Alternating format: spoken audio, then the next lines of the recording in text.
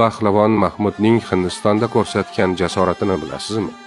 Rivoyatlarga ko'ra, Hindiston hukmdori eng kuchli palvonlarni chorlab musobaqa uyushtirgan. Pahlavon Mahmud o'z kuchini sinash va Xorazm nomini ulug'lash uchun Hindistonga yo'l oladi. Hindiston hukmdori Pahlavon Mahmudga shart qo'yadi. Agar u Hind palvonini yengsa, har qanday tilagi ijobat qilinadi. Kurash maydonida Mahmud o'sha davrning eng qudratli Hind palvonini qisqa vaqt ichida yerga qulatadi. Mahmudning kuchi va epchilligidan hayratga tushgan hukmdor tilagingni deb so'raydi.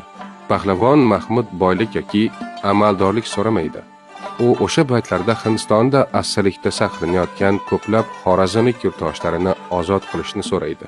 Hukmdor Pahlavon Mahmudning niyatini bilib, asirlarni hammasini bermaslik uchun shunday shart qo'yadi: senga bitta ho'kiz terisini beraman. Shu terga qancha odam sig'sa, o'shalarni olib ketishing mumkin. Hukmdor ho'kiz terisiga faqat 1-2 kishi sig'adi deb o'ylaydi. Biroq Pahlavon Mahmudning hunari po'stindo'zlik bo'lgani unga qo'l keladi. U bu shartni qabul qiladi va o'zining tikuvchilik mahoratini ishga soladi.